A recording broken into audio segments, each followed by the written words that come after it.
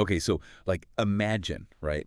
You're about to have that first sip of coffee. That first glorious sip. Yeah, that first glorious sip of coffee in the morning. But instead of that like rich aroma, Mm-hmm. you're expecting there's this like weird metallic taste. What if that's not just your coffee maker acting up? Yeah. What if it's something kind of, well, gross? Yeah. Mold. We're talking about mold. In your coffee maker. Wow. As much as we don't want to think about that, first thing in the morning, Right. it's way more common than you think. That's right. And that's why we're doing a deep talk today on mold in coffee. Mm.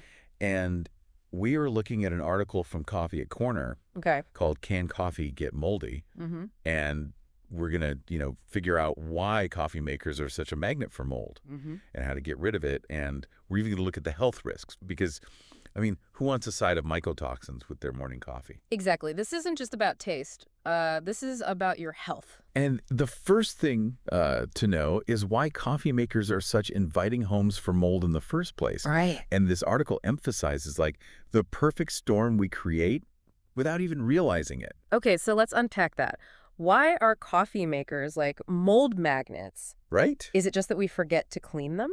Well, it definitely doesn't help. Oh. If you don't clean your coffee maker often, all those oils and coffee residue, they build up. Yeah. And then suddenly it's like you've got this buffet for Yeah. mold happening right there in your brewer. So we're basically feeding the enemy. Yeah, pretty much. Yeah. But beyond cleaning, it's also about the moisture. Okay. Coffee makers, especially the ones with like lots of nooks and crannies, they retain a lot more moisture than you think. Yeah. And as we know, mold and moisture, best friends. Yeah. So it's like we're creating this like damp little haven for the mold. Exactly. Yeah. And here's something many people don't realize. The type of water you use can also play a role. You mean like tap water versus filtered? Exactly. So tap water, perfectly fine to drink, but when you put it in your coffee maker, Yeah. it can introduce these microbes Oh, okay. that can ultimately contribute to mold growth. So we're like accidentally making things worse Yeah. without realizing it. But luckily, this article also highlights some pretty easy ways to Yeah. prevent this whole moldy coffee situation. Absolutely. And the number one tip? Wipe it down after every use. That sounds almost too easy. I know, right? But it's like so effective. Think about it, right? You're removing that fresh residue Mhm. and excess moisture before the mold even has a chance to Right. settle in. It's like stopping their housewarming party before it starts. I'm sold. Okay. Wipe it down every time. What else? Regular deep clean is key. Think of it as like a thorough eviction notice Oh. for any like lingering mold spores. So like wiping down is the daily Right, and and deep cleaning is the weekly or monthly. Yeah, exactly. Okay. And then, of course, filtered water. Got to have that. Absolutely. Now, here's a common misconception that the article actually debunks. You would think that using soap, right? Yeah, like isn't that cleaning 101? Right, exactly. But any leftover soap residue actually becomes food for mold. Right. So I've actually been helping mold to grow. It happens. The key is to just stick with hot water and a good scrub. Okay. That's really all you need. Got it. Hot water, scrubbing, no soap. Now, I've been thinking about something else. The article mentioned that even if our brewer is like spotless, the way we store our coffee can also invite mold. That's a fantastic point. You could have this perfectly clean coffee maker, Right. but if you don't store your coffee properly, it's like having this beautiful, clean kitchen, Yeah. but then you just leave food out Yeah. to spoil. Okay, so how do we keep our coffee stash mold-free? Two things to remember. Cool, dry, and airtight. Cool, dry, and airtight. Okay, that's easy enough. What does that actually look like in practice, though? So think like your pantry or a cupboard away from direct sunlight. The ideal storage spot should be cool, dry, and dark. So basically you're saying like recreate the environment of a coffee bean's natural habitat. Exactly. And then to really lock in freshness and keep the moisture out, airtight containers are key. Okay. Think of it as like their personal climate-controlled bunker against mold. I love that. Okay, but on a more serious note, the article also touches on like the health risks of drinking moldy coffee. Right. And it's not just a funky taste. Like we're talking serious stuff here. Okay. The article doesn't sugarcoat it. Moldy coffee can lead to, a lot of unpleasant, even dangerous health problems, especially for people with like respiratory issues or digestive issues. Okay, what kind of problems would we talking? So imagine having like coughing or wheezing or even difficulty breathing after just having your coffee. Yeah. For some people, mold can actually trigger serious respiratory distress. Wow. And then when it comes to digestive issues, mold Right. can also cause, nausea, vomiting, diarrhea, like all this stuff that can really throw off your day. Like, and what's even more concerning is that mold isn't just like one thing. It's like a whole ecosystem, And some of those organisms can produce toxins that are really harmful. Like what? Well, one of the most concerning types of mold in coffee is Aspergillus. Yep. And certain species of Aspergillus produce toxins called aflatoxins, which are known to be carcinogenic. Carcinogenic. So like cancer risk here. Yeah, it's important to note that not all molds produce toxins, and the level of toxins in coffee can vary. So it's not like every sip of moldy coffee is like a guarantee to get sick, Yeah. but the risk is there. It's like playing Russian roulette with your health. Right. Nobody wants to do that. And beyond aflatoxins, there's other types of mold that can cause, allergic reactions and neurological problems. It's like a whole bunch of unpleasant possibilities, Right. which is why prevention is so important. Okay, that's a lot to digest, Yeah. both literally and figuratively. I know. Yeah. But the main takeaway here is awareness. Right. If you understand the risks and take the steps to, keep your coffee maker clean, store your coffee properly, Yeah. you can really reduce those risks. So it's not about like giving up coffee. It's Right. about just being, a smarter coffee drinker. Exactly. Yeah. Now I'm curious to hear your thoughts. What stood out to you?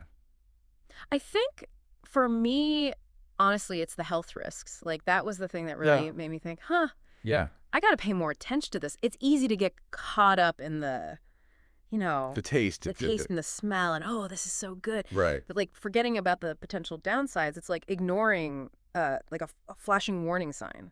I agree, yeah. It's like a good reminder that even the most pleasurable things in life can have these hidden, like, complexities to them. Yeah.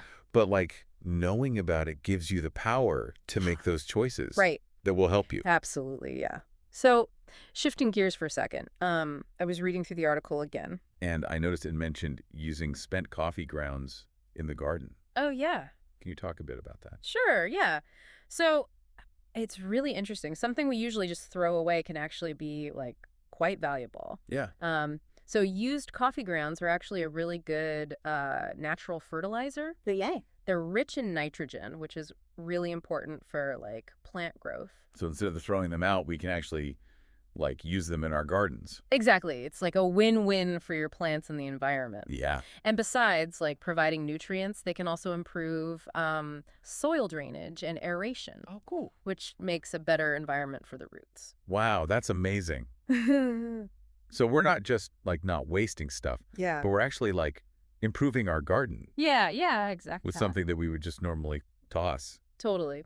And there's even some evidence that coffee grounds can actually deter pests. Oh, really? Yeah, they're like a natural repel. So it's like a secret weapon for gardeners. Yeah. Okay, so benefits for plants. But let's get back to mold. Right. So the article mentioned that even if our brewer is like sparkling clean, Yeah. the way we store the coffee is also important.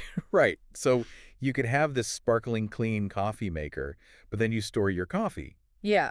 in a way that basically just invites the mold in. It's like setting a beautiful table, Yeah. but then you're serving, like, spoiled food on it. So, okay, airtight containers we know, but why are they so important for mold? Well, it all comes back to moisture, Right. which is like our enemy in this Yeah. mold battle. Right. So airtight containers create a barrier against humidity, Okay. which stops the moisture from getting in Mm-hmm. and creating, like a damp breeding ground for mold. Like a shield, like a little force field. Right, exactly. Protecting against the elements. Yeah.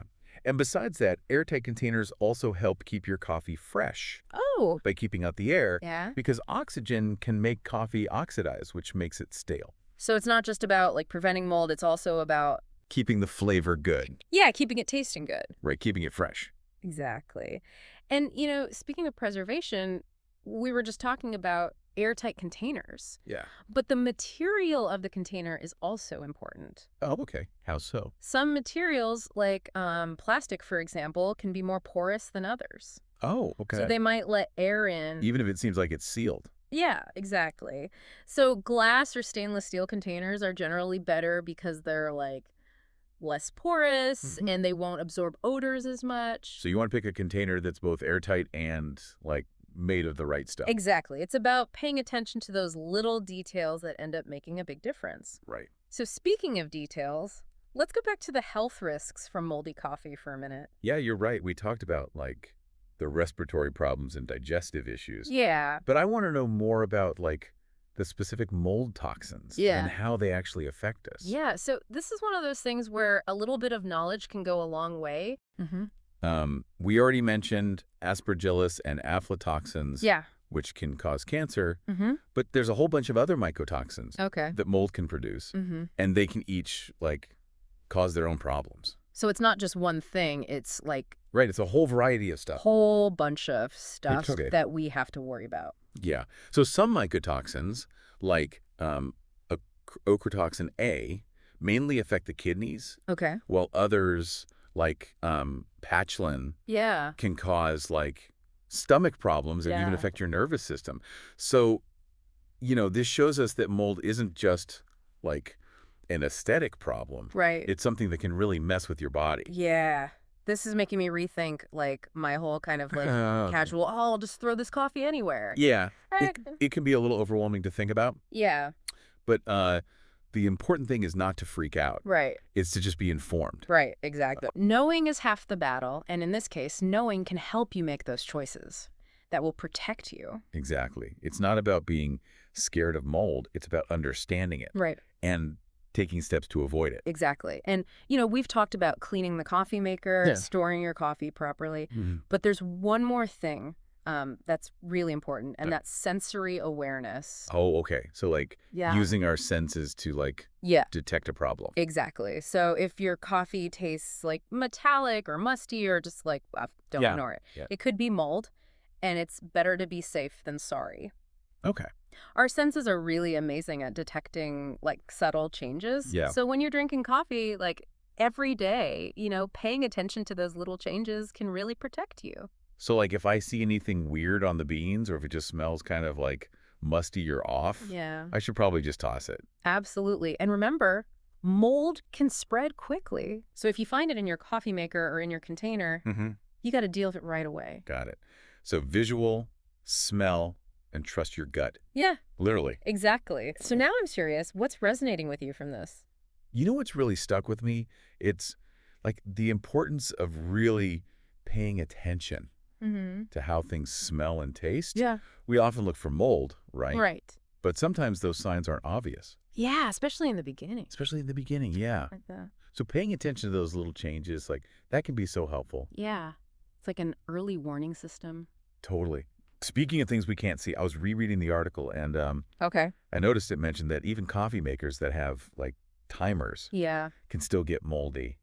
And I was thinking, wouldn't the heat from brewing the coffee Right. kill the mold? So that's something a lot of people think. Okay. But brewing coffee does get hot. Yeah. But mold can grow in places in the coffee maker that don't get hot enough Oh, okay. during the brewing cycle. So even if, like, my coffee's hot, there could still be mold, like, in other parts of the machine. Yeah, exactly. So think about, like, the water reservoir or the filter basket or even the spout where the coffee comes out. Right. Those places might not get hot enough to kill all the mold. So it's not just about brewing hot coffee. It's about cleaning all the little parts. Yeah, exactly. All those nooks and crannies. Yeah. Okay, so regular deep cleaning, no matter what, Exactly. whether you have a timer or not. Yeah. I was also wondering about, so humidity, we know, Yeah. can make mold grow. Mm-hmm. But what about temperature? Does that matter too? That's a great question. So, yeah, humidity is a big factor. Mold loves moisture.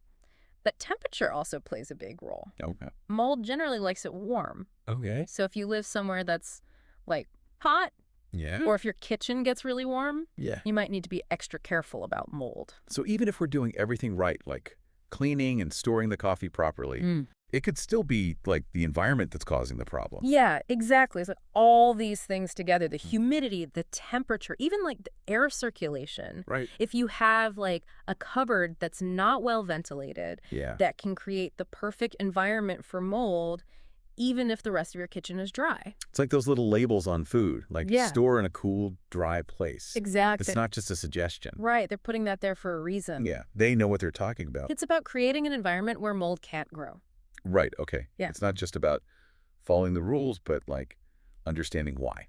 Yeah, exactly. And the more you understand about like what makes mold grow, the better you can prevent it. Yeah, makes sense. And then you can enjoy your coffee without worrying. Exactly. Okay. Yeah. Now, we've been talking about mold in like home brewing, Yeah. but this article also mentioned coffee shops. Right. Like, should we be worried about mold in our lattes? That's a really good point. And it's something to think about. Yeah. Obviously, we don't know what goes on in every single coffee shop. Right. But I think it's always good to be aware. Yeah. So, like, what can we do as, like, coffee lovers to make sure we're not drinking moldy coffee? Well, first of all, just pay attention. Okay. Like, how clean does the place look? Yeah. What's the equipment like? Yeah. What are the baristas doing? Are they wiping things down? Are they using clean stuff? Yeah. And don't be afraid to, like, ask questions. Oh, yeah, for sure. Yeah, like how do you clean your machines? What kind of water are you using? Yeah. If the place is good, they should be happy to answer those questions. Right. Especially if it's about health and safety. Exactly. Being informed is important, and in this case, it can help you get a delicious, mold-free cup of coffee. That's a good point. Yeah. So what have we learned today? We've really gone deep into this whole world of coffee and mold.